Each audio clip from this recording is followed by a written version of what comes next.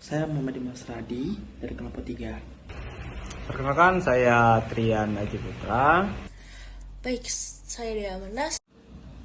Oke, sebelum memahami apa itu arti FOMO, saya akan menjelaskan dahulu FOMO itu apa sih ya teman-teman. Ya, FOMO itu adalah bagaimana pengaruh terhadap perilaku dari manusia, yang dimana secara umum FOMO adalah perasaan cemas atau takut ketinggalan pengalaman yang dirasakan oleh seseorang ketika melihat orang lain yang menikmati sesuatu. Dalam konteks seperti game online yang saat ini saya bahas, FOMO juga bisa mendorong pemain untuk mencoba game baru yang sedang populer meskipun mereka sudah memiliki game yang favorit.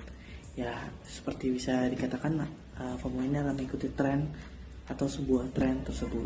Karena data dari pemain yang sudah bermain untuk game Mobile Legends dari tahun 2016 sampai tahun 2024 itu sudah mencapai 43,23 juta orang atau sekitar 14% orang Indonesia yang pernah memainkan game ini.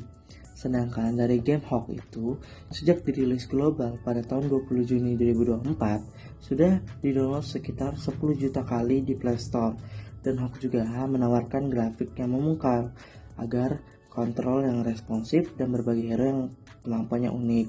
Mungkin itu ya dari dua data dari dua game ini. Baiklah, dengan munculnya game mobile seperti Honor of Kings ini memperparah fenomena FOMO di kalangan gamers, di mana dengan adanya fitur-fitur baru, update yang sering dan promosi yang agresif, pemain seakan-akan terdorong untuk berpindah ke game yang lebih baru.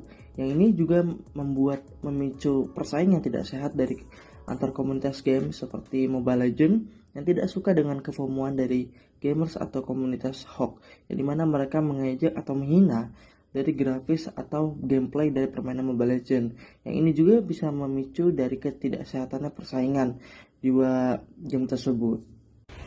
Konflik antara Honor of King dan Mobile Legends. Cuplikan komentar negatif dan positif dari kedua komunitas game diedit sedemikian rupa sehingga terlihat seperti perdebatan. Konflik antara penggemar Honor of King dan Mobile Legends merupakan salah satu contoh nyata dari dampak negatif FOMO dalam komunitas game. Pemain yang awalnya loyal pada Mobile Legends, misalnya mungkin tergoda untuk mencoba Honor of Kings karena pengaruh teman atau karena fitur-fitur baru yang menarik. Hal ini kemudian memicu perdebatan dan saling serang di media sosial. Faktor pemicu konflik selain FOMO, faktor lain seperti persaingan antar perusahaan game, perbedaan karakteristik game, dan fanatisme komunitas juga turut memperuncing konflik. Dampak negatif. Konflik antar komunitas game dapat merusak citra game itu sendiri, memicu peruntungan online, dan bahkan berujung pada tindakan kekerasan di dunia nyata. Solusi, bagaimana cara mengatasi FOMO dalam komunitas game? Beberapa solusi yang bisa ditawarkan antara lain. 1. Meningkatkan kesadaran, edukasi tentang FOMO dan dampak negatifnya. Yang kedua, membangun komunitas yang positif, menciptakan ruang diskusi yang sehat dan saling menghormati. Yang ketiga, game yang berkualitas.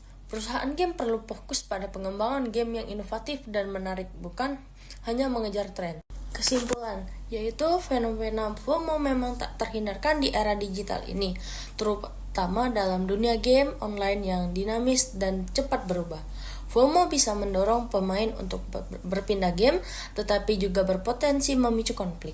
Seperti yang kita lihat antara komunitas Honor of Kings dan Mobile Legends, perasaan takut tertinggal dan berpengaruh tren yang cepat menyebar di media sosial memperbesar ketegangan antar komunitas.